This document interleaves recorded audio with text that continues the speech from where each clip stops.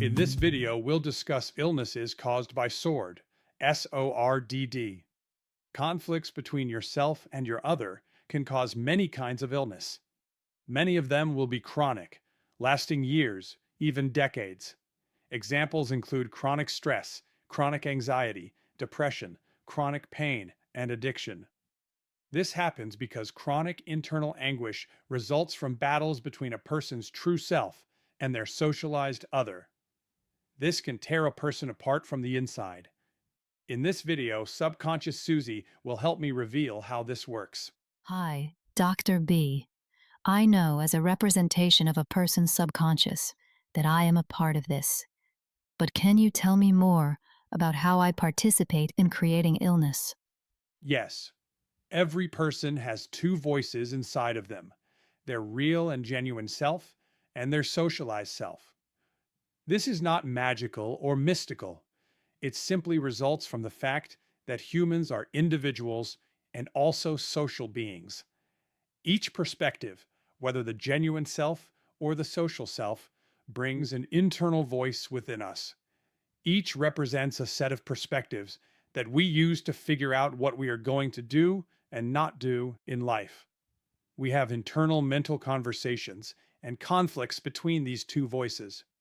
Conflicts can cause illnesses. The genuine self represents what we want and believe in life. Of course, as individuals, we must want, because we actually need to gather things and enter relationships to live life. However, the socialized self represents what we think we should do, should want, or ought to do in life. The socialized self can give us a different set of directions that we feel pressure to follow. It can stimulate or restrain the real self.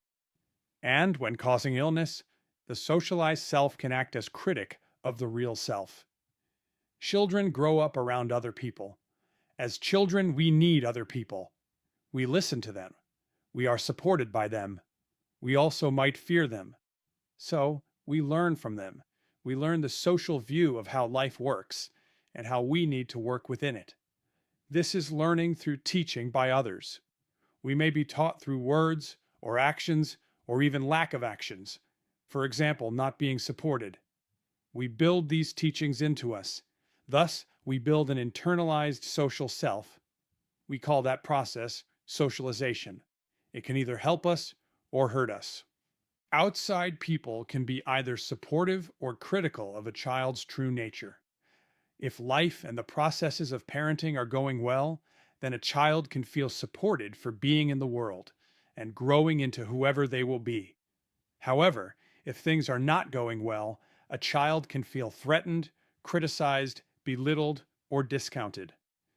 This will start a conflict between the true self and the social self, and that will lead to illness. We all need to accept and respect our true self.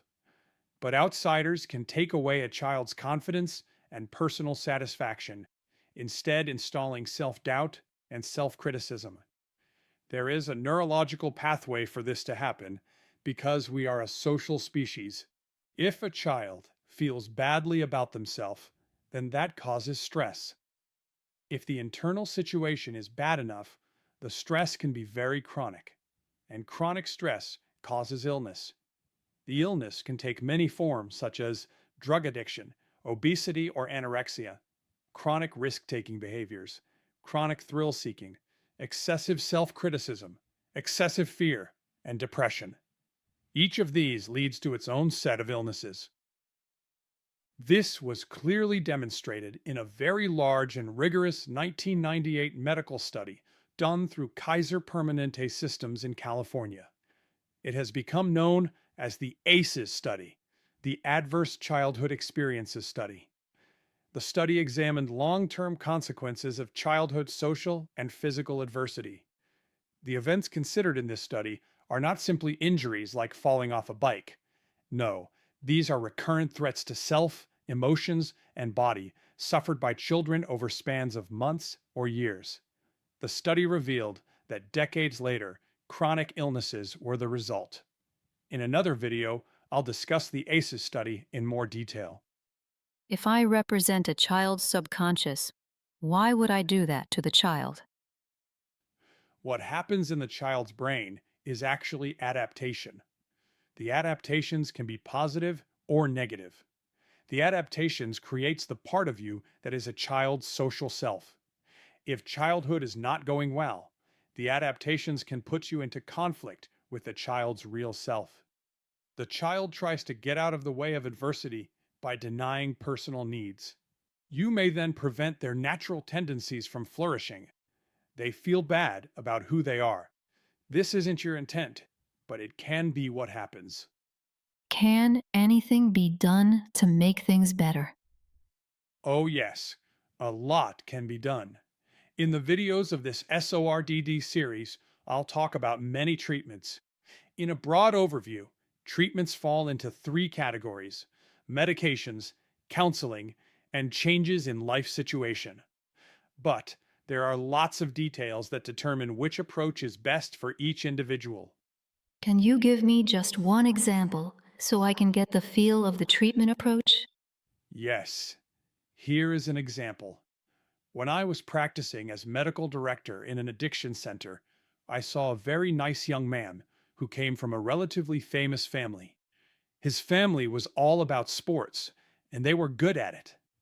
The young man could do sports, but he wasn't great at it. Further, that really wasn't who he was. He loved music and wanted to follow a music career. However, his family was critical of his chosen path. They were not supportive of him. I never did know details of what happened to him in the home, but the result was chronic internal conflict, self-doubt, and low-level fear of being who he was. This caused what we call existential anguish, an anguish of being. That anguish is very hard on people. Then, along his journey, he discovered street drugs. He discovered that they reduced or temporarily erased his existential anguish. He found this very, very appealing. So, he used drugs more and more. In his situation, he used both stimulants and pain pills.